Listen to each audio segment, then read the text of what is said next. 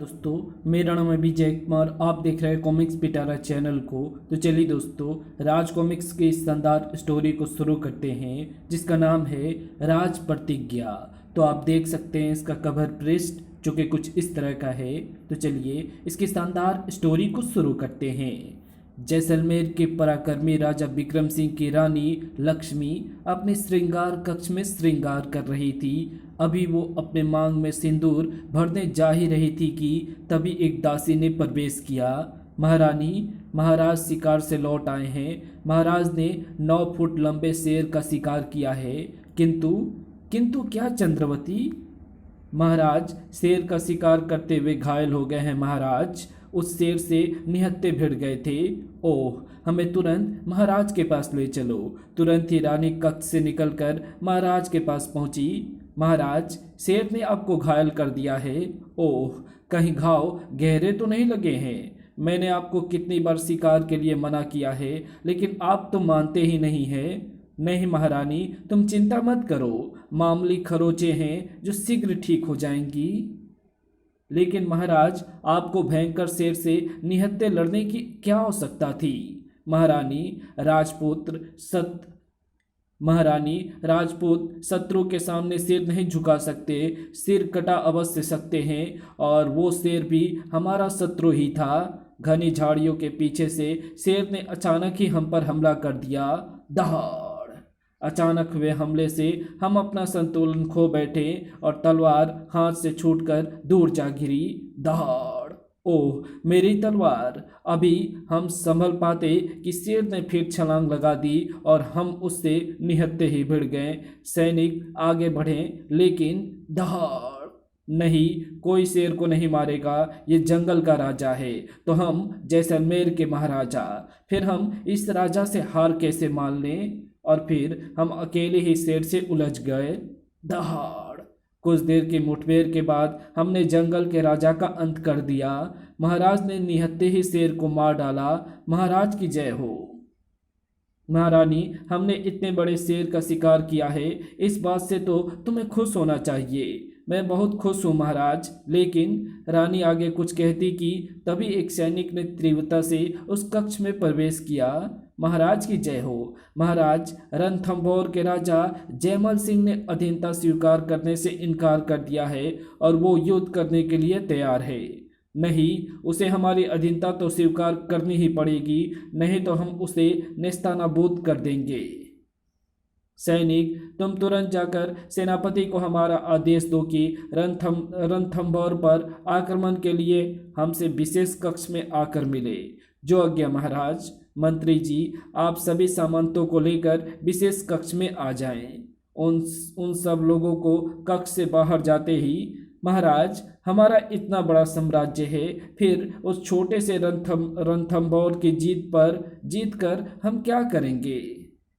और अभी तो आपके घाव राजपूतों के घाव नहीं लगा करते महारानी, ये तो विजय की निशानी होते हैं। राजपूत ऐसे घाव खाने के लिए ही पैदा होते हैं। और फिर तुरंत विक्रम सिंह कक्ष से बाहर निकल गए। अगले दिन सूर्योदय के साथ विक्रम सिंह ने रणथंभौर पर आक्रमण कर दिया। राजा जयमल सिंह की सेना भी पूरी तैयारी के साथ उत्तर देने के लिए तैयार खड़ी थी। जय भवानी, जय भवानी। शीघ्र ही विक्रम सिंह रणथंभौर के राजा जयमल सिंह के सामने पहुंच गया। जयमल सिंह, हम तुम्हें अधीनता स्वीकार करने का एक अवसर और देते हैं। यदि तुमने इनकार कर दिया तो हम तुम्हारे राज्य की ईंट से ईंट बजा देंगे। तुम भी सुन लो विक्रम सिंह, राजपूत रणभूमि में मरते नहीं बल्कि अमर हो जाते हैं। देर किस बात की है, युद्ध प्रारंभ किया जाए। इतना सुनते ही विक्रम सिंह ज्वालामुखी की तरह दहक उठा। सेनापति, आक्रमण करो। आक्रमण का उत्तर दो सैनिकों, टूट पड़ो शत्रुओं पर। दोनों सेनाएं तेजी से आगे बढ़ी और भूखे भेड़ियों की तरह एक दूसरे पर टूट पड़ी। खचाक, खच, मारो। जैसलमेर की विशाल सेना रणथंभौर के सैनिकों को गाजर मूली की तरह काटने लगी। उस भयंकर युद्ध में जयमल सिंह की मुट्ठी भर सेना अधिक देर तक मुकाबला नहीं कर सकी। खच, जय भवानी। जयमल सिंह भी युद्ध में बुरी तरह घायल हुआ और उसे बंदी बना लिया गया। जयमल सिंह, तुम हमारे बंदी हो और रणथंभौर पर हमारा अधिकार है, लेकिन फिर भी हम तुम्हें एक शर्त पर मुक्त कर सकते हैं। लेकिन कोई भी शर्त लगाने से पहले आप भी ये सोच लें कि हम भी राजपूत हैं। अपना आत्मसम्मान खोकर हम किसी शर्त को स्वीकार नहीं कर सकते।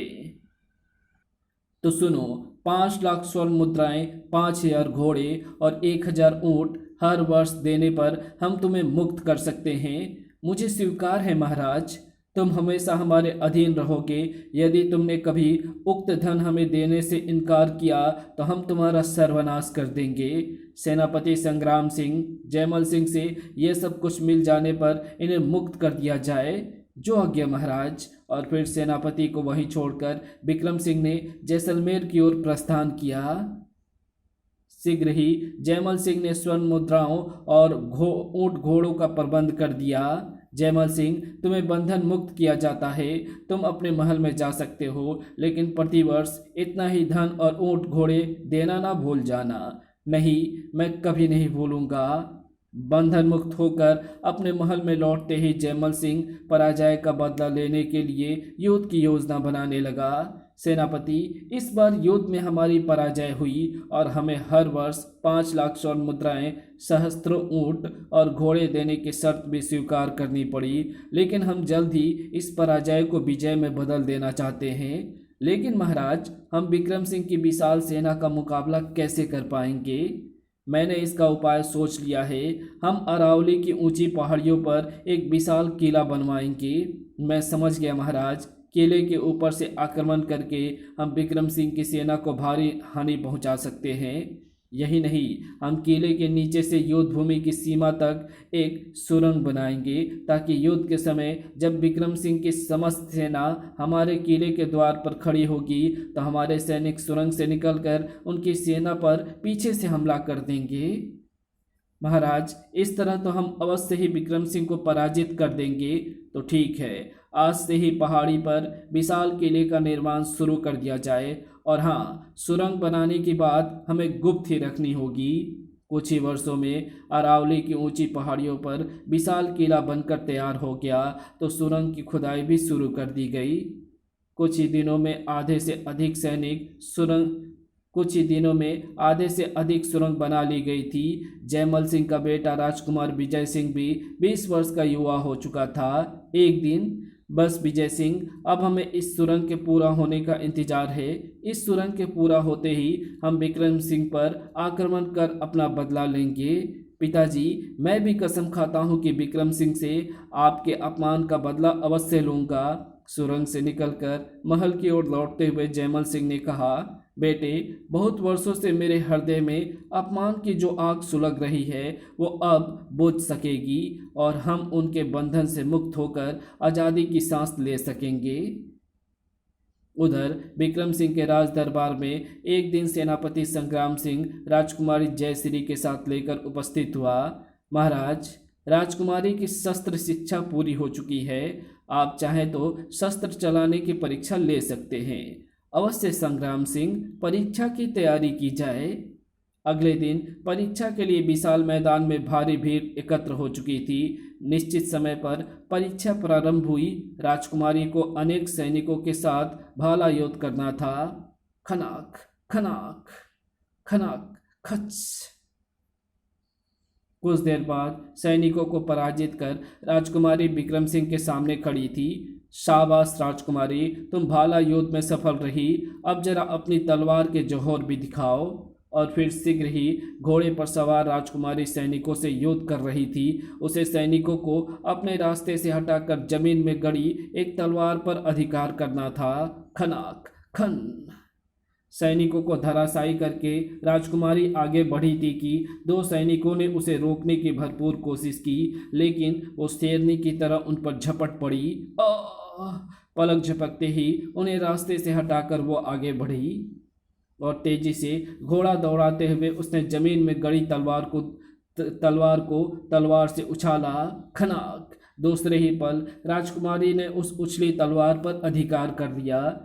विजयी राजकुमारी अपने पिता विक्रम सिंह के सामने पहुंची। पिताश्री के चरणों में विजयी तलवार अर्पित है। शाबाश बेटी, हम तुम्हारी युद्ध निपुणता देखकर बहुत खुश हैं। आज तुमने बेटी बेटी की कमी को पूरी कर दी। तभी विक्रम सिंह ने घोषणा की, मेरे देशवासियों, मैंने राजकुमारी को शस्त्र शिक्षा इसलिए दिलवाई कि ये अपनी शक्ति और कुशलता से राजगद्दी की सुरक्षा कर सके।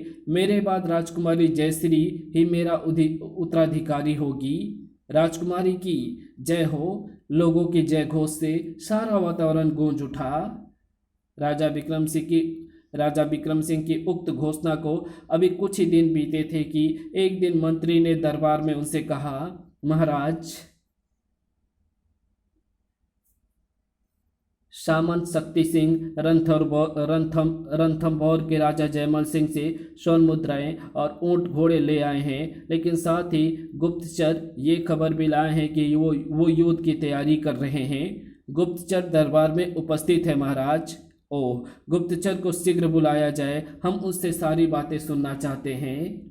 जी हाँ महाराज, राजा जयमल सिंह युद्ध की तैयारी कर रहे हैं। उन्होंने सुरक्षा की दृष्टि से अरावली पहाड़ी पर एक विशाल किला भी बनवाया है। जयमल सिंह के उस किले की बात हम पहले भी सुन चुके हैं, लेकिन वो युद्ध की तैयारी कर रहा है, ये बात हमें आज ही पता चली है। महाराज, उस किले को पहाड़ी पर बनाने और उसमें नगर बसाने के पीछे अवश्य कोई रहस्य छिपा है, लेकिन हम अभी तक उस रहस्य को ज्ञात नहीं कर पाए हैं। संग्राम सिंह, अपने गुप्तचरों को भेजकर रहस्य का पता लगाओ। हम जल्द से जल्द उस पर आक्रमण करना चाहते हैं। जयश्री, तुम आज ही सूर्यनगर के लिए रवाना हो जाओ। वहाँ बहुत बड़ा पशु मेला लगा है। हम चाहते हैं कि उस मेले के सभी ऊंट एवं घोड़े अपनी सेना के लिए खरीद लिए जाएं। जो आज्ञा पिताजी, मैं कल सुबह ही सूर्यनगर के लिए रवाना हो जाऊंगी।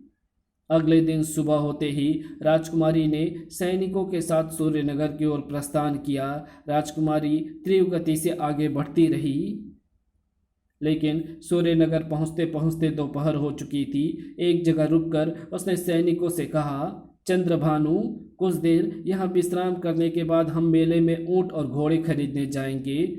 जो आज्ञा राजकुमारी जी, आप विश्राम कीजिए, मैं आपके लिए भोजन का प्रबंध करता हूँ। और फिर विश्राम के बाद राजकुमारी अकेले ही मेले में घूमने लगी।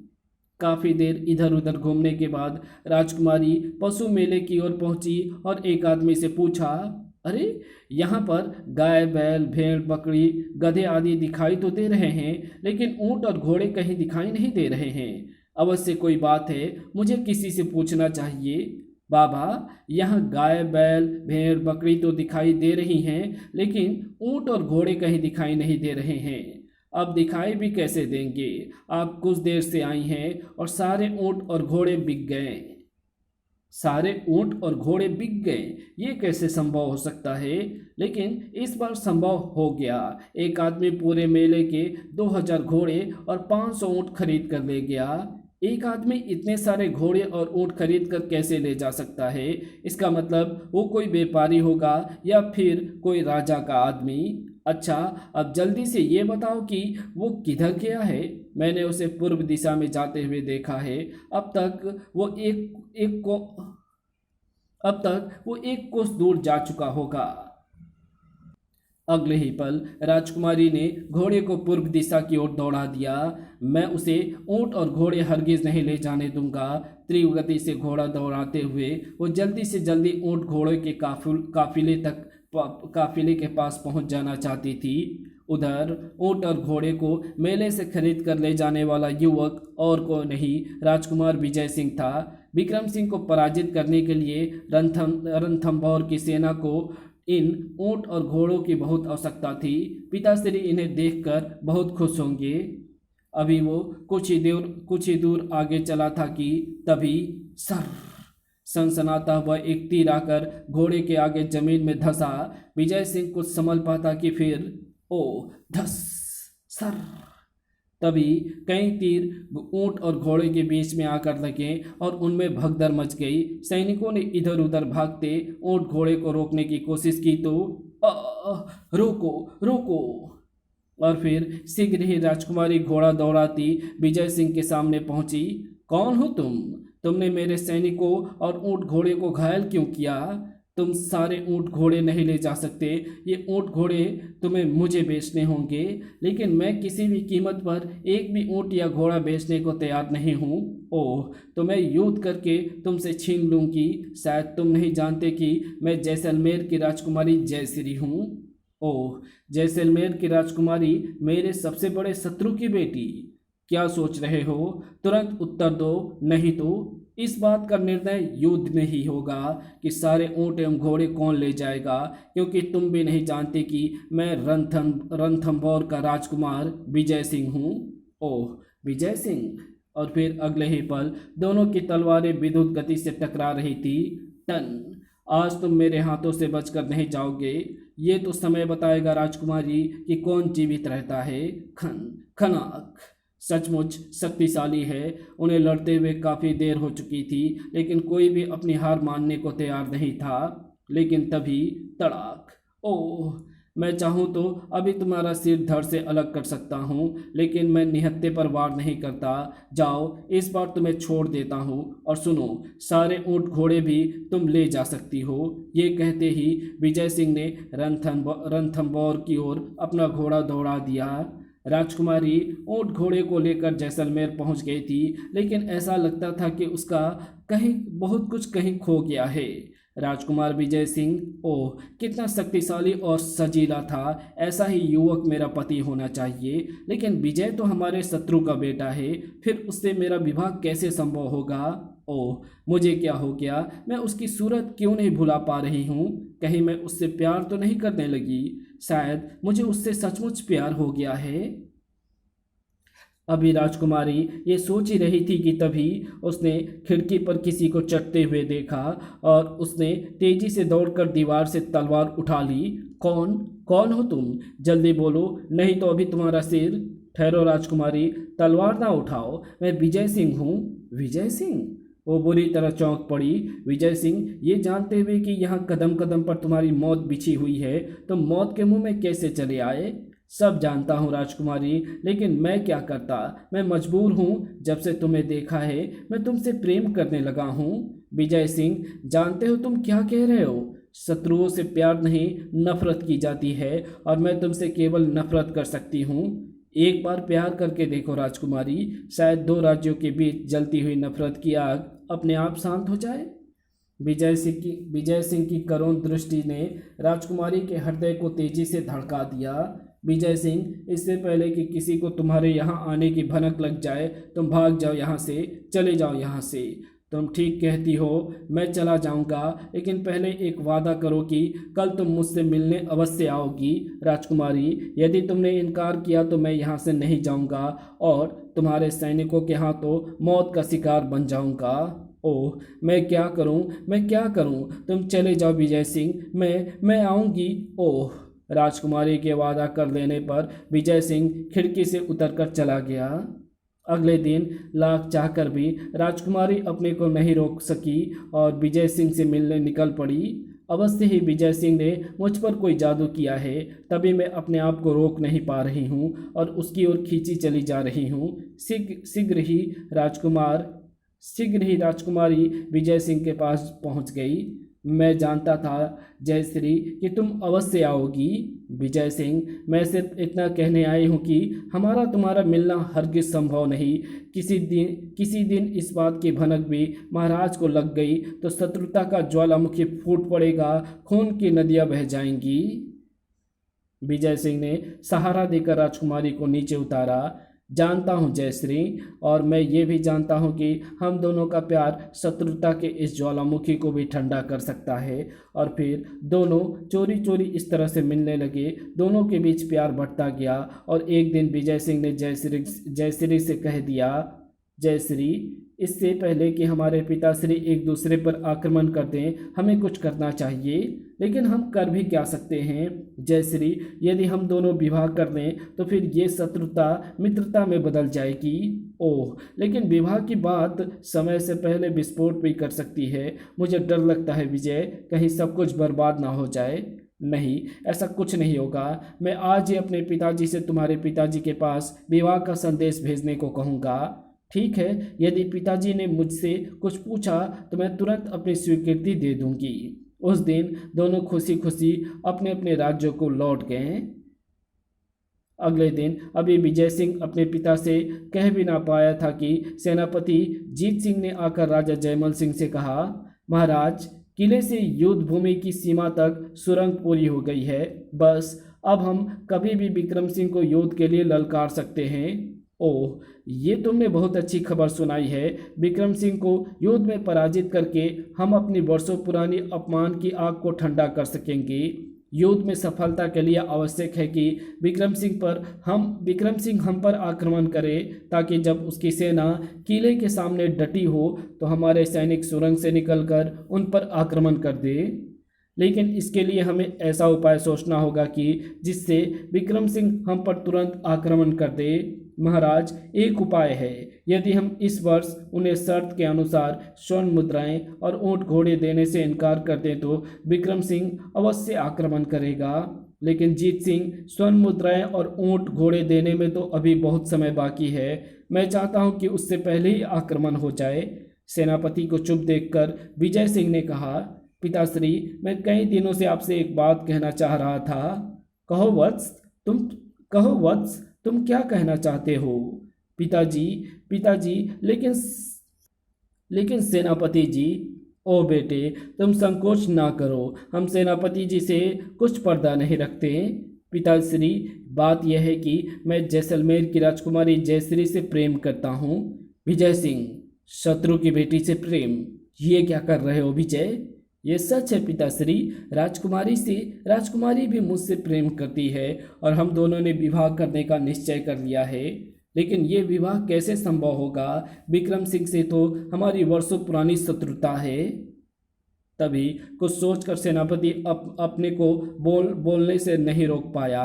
महाराज, राजकुमार ने विक्रम सिंह से आक्रमण कराने की हमारी मुश्किल अब बहुत आसान कर दी है। अब हम एक तीर से दो शिकार कर सकते हैं। मैं समझा नहीं जीत सिंह, तुम कहना क्या चाहते हो? बड़ी सीधी सी बात है महाराज। राजकुमारी अपने राजकुमार से प्रेम करती है। ऐसे में हम राजकुमार के विवाह का संदेश भेजें तो विक्रम सिंह के क्रोध में उबाल आ जाएगा और वो हम पर आक्रमण कर देगा। लेकिन यदि उसने प्रस्ताव स्वीकार कर लिया तो फिर भी जीत हमारी ही होगी। राजकुमारी से विवाह के बाद विक्रम सिंह कभी भी हमारे सामने सिर नहीं उठा सकेगा। रिश्तों की परंपरा उसका सिर हमेशा के लिए झुका देगी। शाबाश जीत सिंह, यदि ये तुमने बहुत अच्छी योजना बनाई है। हम आज ही विक्रम सिंह को विवाह के लिए संदेश भेज देते हैं और तुम युद्ध की तैयारी आरंभ कर दो। जो आज्ञा महाराज, मैं आज ही सेना को तैयार करता हूँ। उधर जब जय सिंह का दूत विवाह का संदेश लेकर विक्रम सिंह के दरबार में पहुंचा, महाराज, हमारे राजा जयमल सिंह ने आपके लिए संदेश भेजा है। मंत्री जी, दूत से संदेश लेकर पढ़ा जाए। मंत्री ज्वाला सिंह ने संदेश पढ़ना शुरू किया। महाराज विक्रम सिंह, हमारे राजकुमार विजय सिंह और आपकी राजकुमारी जयश्री एक दूसरे से प्रेम करते हैं। इसलिए हम चाहते हैं कि दोनों का विवाह करके वर्षों पुरानी इस शत्रुता को समाप्त किया जाए। अभी मंत्री ज्वाला सिंह आगे का संदेश पढ़ पाते कि विक्रम सिंह आग बबूला हो उठा। नहीं, ये कभी नहीं होगा। जयमल सिंह, हम तुम्हें इस घृष्टता की ऐसी सजा देंगे कि तुम्हारी 7 पीढ़ियां भी नहीं भूल सकेगी। और फिर दूत के लौट जाने के बाद, संग्राम सिंह, रणथंभौर पर आक्रमण के लिए सेना को तुरंत तैयार करो। हम कल सुबह होते ही आक्रमण के लिए कूच करेंगे। लेकिन महाराज, हमारे गुप्तचर अभी तक पहाड़ी पर बने उस किले का रहस्य ज्ञात नहीं कर पाए हैं। संग्राम सिंह, शक्तिशाली और साहसी लोगों को किसी रहस्य के जानने की आवश्यकता नहीं होती है। एक बार आक्रमण करने की देर है, किले का रहस्य अपने आप खुल जाएगा। जो आज्ञा महाराज। उधर एक सेविका ने दौड़ते हुए राजकुमारी जयश्री के कक्ष में प्रवेश किया। राजकुमारी जी, महाराज ने अभी अभी सेनापति को रणथंभौर पर आक्रमण करने के लिए आदेश दिया है। कल सुबह ही आक्रमण किया जाएगा। ओह, ये क्या हो गया? अब मैं क्या करूं? मुझे किसी तरह यह आक्रमण रोकना होगा, नहीं तो अनर्थ हो जाएगा। मेरी तो दुनिया ही उजड़ जाएगी। कुछ सोचकर वो अपने कक्ष से निकली और महाराज विक्रम सिंह के कक्ष में पहुंची। आओ जयश्री, तुम ठीक समय पर आई हो। अभी हम तुम्हें रणथंभौर पर आक्रमण करने के लिए संदेश भेजने वाले थे। लेकिन पिताश्री, हम जानते हैं जयश्री कि तुम क्या कहना चाहती हो। तुम यही कहना चाहती हो ना कि इस बार जयमल सिंह को मौत के घाट उतारने का अवसर तुम्हें दिया जाए। लेकिन पिताश्री, मैं कुछ और कहना चाहती हूँ। तुम कुछ भी कहो जयश्री, लेकिन जयमल सिंह जैसे धोखेबाज को हम अपने हाथों से मौत की ऐसी नींद सुलाएंगे कि मरकर भी उसकी आत्मा चैन नहीं पा सकेगी। जब राजकुमारी कुछ नहीं बोली तो विक्रम सिंह ने कहा, तुम चुप क्यों हो जयश्री? बोलो, क्या कहना चाहती हो? पिताश्री, मैं राजकुमार विजय सिंह से प्रेम करती हूँ और उससे विवाह करके शत्रुता की आग को हमेशा के लिए बुझा देना चाहती हूँ। नहीं, शत्रु के बेटे से प्रेम, ये कहकर तुमने हमारे प्रतिरोध नहीं, शत्रु के बेटे से प्रेम, ये कहकर तुमने हमारे प्रतिशोध की आग को लाख गुना बढ़ा दिया है। लेकिन पिताश्री, मैंने तो इसलिए प्रेम किया था कि किसी तरह वर्षों से जलती प्रतिशोध की आग बुझ जाए, और तुम वो भूल गई कि प्रतिशोध की आग प्रेम और प्रार्थना से नहीं, युद्ध के मैदान में तलवारों से ही बुझ सकती है। तुमने शत्रु के बेटे से प्रेम करके देशद्रोह का अपराध किया है जयश्री। तुम्हें इस अपराध की सजा अवश्य मिलेगी। तुम हमारे लौट कर आने तक अपने कक्ष में बंदी की तरह रहोगी, कक्ष से बाहर नहीं निकलोगी, द्वार पर सैनिकों का पहरा रहेगा। उधर रणथंभौर के किले में युद्ध की तैयारियां पूरे जोरों पर चल रही थी। विजय सिंह अपने कक्ष में बैठा था कि तभी सैनिक ने प्रवेश किया। राजकुमार जी, आपको महाराज ने तुरंत विशेष कक्ष में बुलाया है। तुम पिताश्री से कहो कि हम शीघ्र आ रहे हैं। सैनिक बाहर चला गया। शीघ्र ही विजय सिंह विशेष कक्ष में पहुंचा।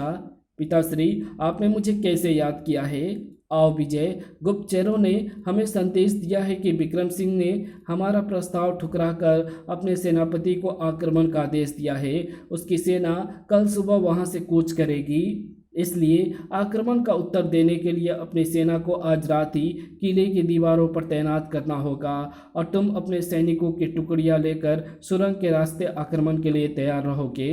जी पिताश्री, मैं ऐसा ही करूँगा। जीत सिंह, तुम विजय सिंह के साथ भेजने के लिए शक्तिशाली युद्ध कुशल सैनिकों का चयन करके 8 टुकड़ियां शीघ्र तैयार करो। जी महाराज, मैं अभी कुशल सैनिकों की टुकड़ियां तैयार करता हूं। और फिर सेनापति कक्ष से बाहर चला गया। उसी शाम महल की एक खिड़की पर खड़ा विजय सिंह बहुत परेशान दिखाई दे रहा था। ओह, मैंने तो सोचा था कि राजकुमारी से प्रेम की बात पता चलने पर विक्रम सिंह शायद शत्रुता की बात भूल जाएंगे, लेकिन यहाँ तो सब उल्टा हो गया। तभी उनके मस्तिष्क में कुछ कौंध गया। यदि किसी तरह जयश्री से मेरी मुलाकात हो जाए तो मैं शायद इस युद्ध को रोकने में सफल हो जाऊं, लेकिन जयश्री से मिलना कैसे संभव होगा? अगले ही क्षण वो चौंक पड़ा।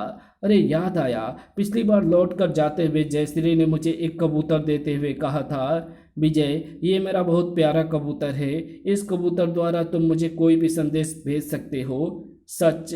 फिर तो मैं इसे अपने साथ अवश्य ले जाऊंगा। लेकिन जयश्री, इसने मेरा संदेश किसी दूसरे को पहुंचा दिया तो तुम्हारी मुसीबत हो जाएगी।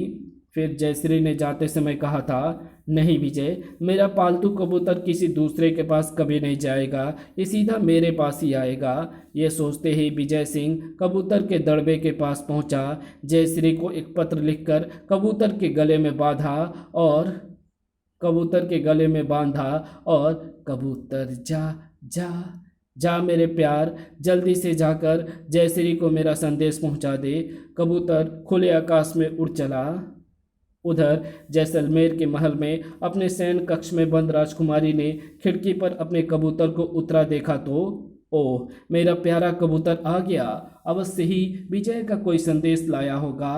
कबूतर के गले से बंधे पत्र को खोलकर जब राजकुमारी ने पढ़ा, जयश्री, कल सुबह तुम्हारी सेना युद्ध के लिए कूच करेगी। इधर भी मुकाबले की तैयारियां पूरी हो चुकी है। इस बार युद्ध में बहुत भयंकर हानि होगी। इस युद्ध को रोकने की एक तरकीब मेरे पास है, लेकिन वो तुम्हारे बिना कारगर नहीं है। लेकिन तुरंत तुम मुझसे आकर मिलो। मैं अपने किले के बाहर दक्षिण दिशा में तुम्हारी प्रतीक्षा करूंगा। पत्र पढ़कर राजकुमारी विचलित हो उठी। ओह, अब मैं क्या करूं? मैं तो विजय से जाकर मिल भी नहीं सकती। मुझे तो सैनिक इस कक्ष से बाहर भी नहीं निकलने देंगे, और यदि विजय से ना मिली तो भारी अनर्थ हो जाएगा। लेकिन राजकुमारी ने हर हालत में विजय से मिलने का निश्चय कर लिया था। अगले दिन सुबह होते ही सेना ने रणथंभौर के लिए प्रस्थान किया। राजकुमारी ने जल्दी से सभी चादरें एक दूसरे से बांधकर महल के पीछे की ओर बनी खिड़की से नीचे लटका दी। मुझे इन चादरों की सहायता से शीघ्र कक्ष से निकल जाना चाहिए। और पलक झपकते ही वो चादरों के सहारे नीचे उतर गई, और फिर घोड़े पर सवार हो जैसलमेर के उस किले से बाहर निकलने में उसे देर नहीं लगी। अपने लक्ष्य की प्राप्ति के लिए वो पंख लगाकर उड़ जाना चाहती थी। काफ़ी दूरी पार करने के बाद अचानक ही उसे लगान को खींचकर घोड़े को रोकना पड़ा। ओह, पिताश्री की सेना! मुझे दूसरे रास्ते से होकर इनसे पहले रणथंभौर पहुंचना होगा। और ये सोचते ही उसने घोड़े को मोड़कर तेजी से दौड़ा दिया। सड़क और लंबी दूरी तय करके राजकुमारी रणथंभौर की पहाड़ियों पर किले के समीप पहुंच गई। विजय सिंह ने पत्र में किले के बाहर दक्षिण दिशा में मिलने के लिए लिखा था। अब मुझे दक्षिण की ओर चलना चाहिए। किले के दक्षिण छोर पर विजय सिंह उसे प्रतीक्षा करता हुआ मिला। जयश्री, तुम आ गई। मैं तो तुमसे फिर मिलने की आशा ही छोड़ बैठा था। तुम शीघ्रता से मेरे साथ चलो। अगले क्षण वे दोनों अपने अपने घोड़े को तेजी से दौड़ाते चले जा रहे थे। पता नहीं विजय मुझे कहाँ लेकर जा रहा है, कुछ समझ नहीं आ रहा है। उसने युद्ध रोकने का कौन सा उपाय सोचा है? तीव्र गति से घोड़े दौड़ाते हुए दोनों जल्द ही एक खंडहर के पास पहुंच गए। विजय, तुम मुझे यहाँ कहाँ ले आए हो? जल्दी आओ जयश्री, समय बहुत कम रह गया है। तुम्हारी सेना के किले तक पहुंचने से पहले हमें लौटना होगा। खंडहर के समीप दोनों घोड़े से उतरे और फिर मंदिर में देवी की मूर्ति के सामने पहुंचकर, देवी भवानी, आज तुम्हारे सामने हम दोनों विवाह कर रहे हैं। हम दोनों पति पत्नी के रूप में रहेंगे और अपने प्राण देकर भी एक दूसरे की रक्षा करेंगे। ये कहते हुए विजय सिंह ने मूर्ति के सामने से फूलों का हार उठाया और जयश्री के गले में डाल दिया। तभी जयश्री, एक पल भी खोए बिना हमें रणथंभौर लौटना है। यदि युद्ध प्रारंभ हो गया तो फिर कोई दोनों राज्यों को नष्ट होने से नहीं बचा सकेगा। तुम दोनों उसी समय मंदिर का पुजारी उनके पास आ गया। तुम दोनों की जोड़ी युग युग तक बनी रहे। तुमने जिस उद्देश्य के लिए विवाह किया है उसमें अवश्य सफलता मिलेगी। मेरा आशीर्वाद तुम दोनों के साथ है। और फिर दोनों घोड़े पर सवार हो तीव्र गति से रणथंभौर की ओर लौट पड़े। रणथंभौर पहुंचने में उन्हें अधिक देर नहीं लगी, लेकिन उनके पहुंचने से पहले ही राजा विक्रम सिंह की सेना किले के मुख्य द्वार पर पहुंच चुकी थी। राजा विक्रम सिंह अपने सेनापति संग्राम सिंह से कह रहे थे, संग्राम सिंह, जयमल से अपनी सुरक्षा के साथ हम पर आक्रमण की जोरदार तैयारी की है, लेकिन हम उस पर इतनी तेजी से आक्रमण करेंगे कि उसे संभलने का अवसर भी नहीं मिल पाएगा। अपने सैनिकों को पहाड़ियों में चारों ओर फैलाकर मेरे आदेश की प्रतीक्षा करो। मेरा संकेत मिलते ही तुरंत आक्रमण कर दिया जाए। सेनापति संग्राम सिंह ने तुरंत सैनिकों को पहाड़ियों में फैला दिया। सैनिकों के मोर्चा संभालते ही राजा विक्रम सिंह आक्रमण के संकेत के लिए अपना हाथ उठाना ही चाहते थे कि तभी, पिताश्री ठहरिए, अभी आक्रमण का आदेश नहीं दीजिए। ओह, कौन? जयश्री, ये अपने कक्ष से कैसे निकल आई और इसके साथ ये युवक कौन है? दोनों घोड़े से उतरकर विक्रम सिंह के सामने पहुंचे। पिताश्री, आक्रमण रोक दीजिए। मैंने राजकुमार विजय सिंह से मंदिर में विवाह कर लिया है। नहीं जयश्री, पिताश्री, मुझे क्षमा करें। इस भयंकर युद्ध को रोकने और वर्षों पुरानी इस शत्रुता को मिटाने की एकमात्र यही उपाय था। ओह, ये तुमने क्या किया जयश्री? हमने अपने शत्रु को नेस्तनाबूद करने की कसम खाई थी, लेकिन तुमने हमारे सिर को झुकने के लिए मजबूर कर दिया। लेकिन हमारा सिर कभी शत्रु के सामने नहीं झुकेगा, कभी नहीं। और फिर सबके देखते देखते विक्रम सिंह ने अपने घोड़े को एक दिशा में तेजी से दौड़ा दिया। किंतु विक्रम सिंह की आंखों से ओझल हो जाने पर जयश्री अपने सेना को लौटने का आदेश देकर तुम मेरे साथ रणथंभौर के महल में चलो, वहां पर विधिवत विवाह पूरा करेंगे। नहीं विजय, पहले मैं अपने पिताश्री से आशीर्वाद लेकर जाऊंगी, तभी ये विवाह पूरा होगा। और राजकुमारी ने भी उसी दिशा में घोड़ा दौड़ा दिया जिधर उसके पिता राजा विक्रम सिंह गए थे। राजकुमार विजय सिंह ने भी राजकुमारी के पीछे घोड़ा दौड़ा दिया। सड़क सड़क काफी दूर तक चलने के बाद एक मंदिर के बाहर राजकुमारी ने अपने पिता के घोड़े को खड़े देखा। अरे, पिताश्री का घोड़ा, इसका मतलब वो आसपास ही कहीं होंगे, शायद अंदर मंदिर में गए हों। ये सोचकर राजकुमारी घोड़े से नीचे उतरी। तेज कदमों से चलते हुए उसने मंदिर में प्रवेश किया और भीतर देवी भवानी के सामने पहुंचते ही उसकी चीख ने वातावरण को कंपा दिया। नहीं, ओह पिताजी, यह आपने क्या किया? यदि किसी को दंड देना था तो मुझे देते, भवानी माँ पर मेरी बलि चढ़ा देते, मैं आह तक नहीं करती। विद्युत गति से झपटकर राजकुमारी ने अपने पिता की तलवार उठा ली। नहीं, अब मैं जीवित नहीं रहूंगी, अपना बलिदान व्यर्थ नहीं जाने दूंगी।